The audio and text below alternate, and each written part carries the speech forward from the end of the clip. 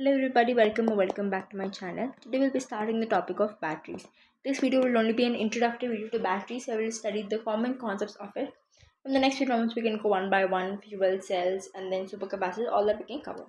So first batteries. Now what are batteries? They are basically they are devices which have multiple galvanic cells which are connected in series or parallel and have the capacity to store the chemical energy and convert them to electrical energy. They are basically multiple galvanic cell, you know, right? Anode is there, cathode is there. Anode is negative, cathode is positive. In anode, oxidation takes place, in cathode reduction takes place. So multiple galvanic cell in series or parallel which can store chemical energy and convert it into electrical energy. That's a battery. Has multiple carbonic cell in series or parallel which can store chemical energy converted into electrical energy. Now basic components of battery I will tell you in very simple words. Very simple words. This is the anode, you think. This is cathode. There's a separator. There's a separator which is a polymer membrane or a porous or like cellulose type of separator, and then there is all of this anode active mass, cathode active mass, you can call it. This is the anode, this is the cathode, this is the anode active mass, this is the cathode active mass. You also have current collectors. All of them don't have, but general discussion I'm telling. Current collectors, they are metal plates like copper or aluminum. Some have, which have, that time I'll tell you. So anode active mass is basically electrolyte in the anode. Cathode active mass is basically electrolyte. Okay. So anode and cathode electrodes. These are. I'll just write a bit more longer.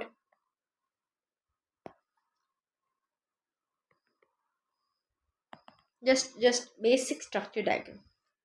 Okay. What does have? It has anode. It has cathode. It has a polymer separating membrane, which basic function is it allows the ions to flow through, but it doesn't allow the electrons to flow through it.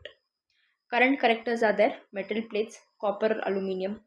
Then basically that much. Electrolyte. Basic structure is this.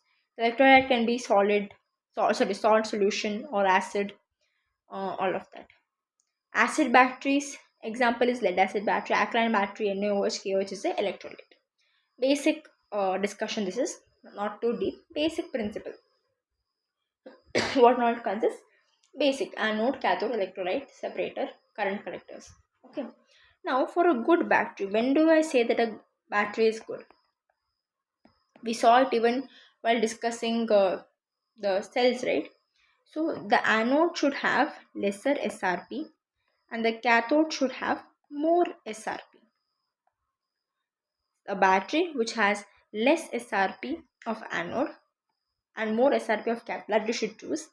Anode should be made of an element metal which has less SRP. Cathode should be made of something which has more SRP. That time this will have high tendency to lose electrons, this will have high tendency to accept electrons. So current flow will be proper. To generate highest cell potential, we have to do this. So lowest reduction potential should be of anode and highest reduction potential should be of cathode. That time we can generate highest cell potential. Now one more topic comes, which is chargeable and rechargeable. Now if the reactant is becoming product, only this. It is a non-reversible reaction. It is a non-rechargeable reaction. Okay, non-rechargeable, non-reversible, non-rechargeable, because the cell is going only from reactant to product. But if the cell reaction is taking place from reactant to product and back from product to reactant, that means it is reversible and it is rechargeable also. Okay, this is one classification. Chargeable and rechargeable, one classification this is. Now one more classification comes.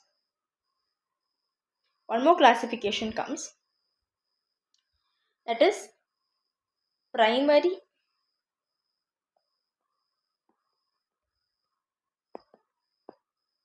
battery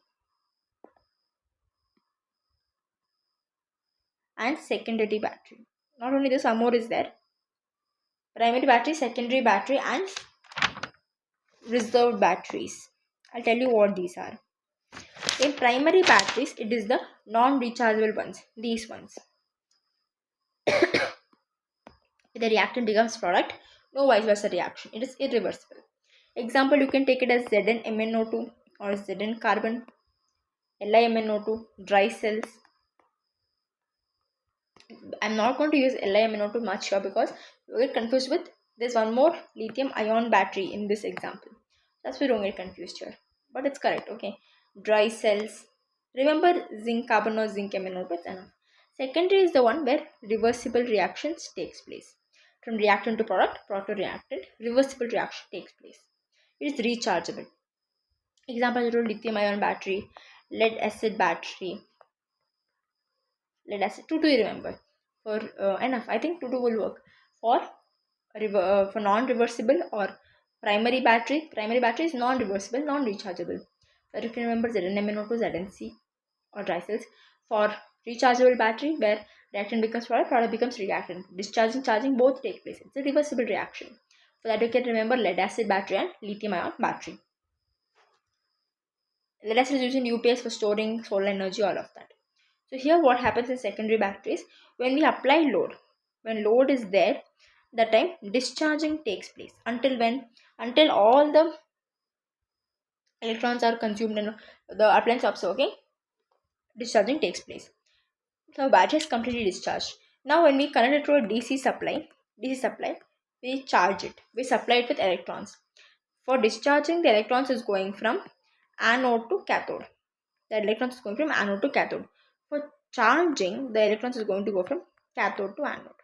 You have to remember this. For discharging, we know normally discharging only takes place. At that time, we know anode undergoes oxidation. All that we know, electrons is going to go from anode to cathode. But while charging, it's going to happen in reverse. The electron is going to go from cathode to anode. When we see secondary batteries, that time you'll understand better. So that is reversing reaction. That is recharging. We can say recharging instead of charging because after discharge we are charging again. So recharging. Secondary batteries undergoes discharging and recharging. Now reserved batteries. These are special batteries. What happens is we some batteries after we purchase, we do not use it directly as soon as we purchase. We keep it for safe reasons. Maybe when we need it use. So we kept it idle for a few months, and then when we use it, the battery will not work. Even though it is not open, it will not work. So what has happened is it has undergone self discharge without any connection, without any reaction. It has undergone self discharge. Maybe because of temperature fluctuation, short circuit, some internal vibrations. Whatever may be the reason, it has undergone self discharge without even connecting it to the load. So that to prevent that, what we do is sometimes we use reserved batteries, especially in space applications. All of that, to avoid this in military space applications, we use reserved batteries. What we do is when we discharge happen, only when all the components are there, that time it's working in proper condition, that time only discharging will happen, right? So what we do, we remove one of the components. We don't do too much heavy component, easy component without which the circuit is not complete, without which something is going to work in the load. We remove that. Only in the presence of that it's going to work. So we remove that component. Only when needed, we use we recharge it back with that. Not recharge it back. We put the component back into the battery. We store it in inactive condition by keeping one of the components separately. On requirement, only the component is added back and the battery is activated. So this prevents self-discharge. So example is zinc air battery is an example of primary battery, but just one more side which we can see is in zinc air battery, when I'm going to explain the next video, you'll understand air is a component which is not stored in it. So that's why its energy density is quite high. So air is stored separately. It's not stored separately, right? It's not stored inside the battery. It's going to come from external. So until the air comes, the battery is not going to work. So that is one more angle of reserved battery, but mainly it is a primary battery only. One more example is magnesium water activated battery also. So this was the classification: primary battery where it is non-rechargeable, non-reversible reaction. Example is zinc ZnC battery and ZnMnO2 battery, dry cells. Then next is secondary battery. It is rechargeable, reversible reactions take place. Examples lithium ion and lead acid battery. Next one is reserved battery. where one component is kept separately to keep it in the inactive state. On requirement, we add that component back into the battery, and then it can, and then it's applied onto the load, and then it is able to battery is activated. This prevents self discharge. That is the advantage of that. So that was about it. Example, I told you magnesium water battery or even zinc battery in one angle you can say. Now parameters I will just list it out briefly. So this was one of the screen which I wanted to show. I'll come back to it later. I just discuss in my own words, then I will also discuss. It's generalized only. What I was talking about last days there. Battery parameters. Battery parameters. First one is voltage. Second one is, after voltage you have to see capacity. After that, cycle. Fourth one is shelf life. So voltage is basically, you can take it as the force in which the electrons goes from anode to cathode. The force with which the electrons goes from anode to cathode. Its formula also you have to remember, E cell equals to E cathode minus E anode minus this. I'll tell you what it is. This is something known as over potential. Do not take it that much. Just remember the formula. E cathode minus E anode minus eta A minus eta C. This is eta A minus eta C. This is EC minus EM. Don't mix, minus IR cell. Voltage, what is the parameter is? More the potential difference between anode and cathode. I told in the beginning, right? What is the best condition to choose battery? We discussed low SRP of anode, high SRP of cathode. All of that we discussed, right? So the more the potential difference between anode and cathode, more will be the voltage of the battery. And lesser, this is the potential difference between anode and cathode. And lesser is the over potential. Over potential is at eta A minus eta C. That is the over potential. Too much deep we will not go. Basically the potential should be a little higher than the generating potential. All that we won't go detailing. It basically is a little extra potential to recharge the battery, but that much deeply I won't go. Over potential, if it is less, then the voltage of the battery is better for the good battery. And R cell, that is cell resistance, should also be less, so that voltage is high. So voltage is the force with which electrons goes from anode to cathode. The formula is E cell equals to EC minus EA minus eta A minus eta C minus IR cell. The potential difference between anode and cathode should be more for the voltage to be more. Cell resistance should be less, and over potential should be less, so that the voltage is more. Next, coming to capacity. Capacity is how much charge can it discharge on charging completely, or how much charge is there in it. How much charge it capacity is how much charge is present in it. You can see from here how much charge available from a fully charged battery, how much charge is there in it after fully charging it. Okay, that is the, it's usually given in Ah, okay, ampere hour, or multiple units are there, but basically what did I say, how much charge is in it, in the battery after charging. The formula of this can be given as C equals to WNF by M, where W is the weight, N is number of moles, F is Faraday's constant, M is the molecular weight of the active mass. All of that you can remember.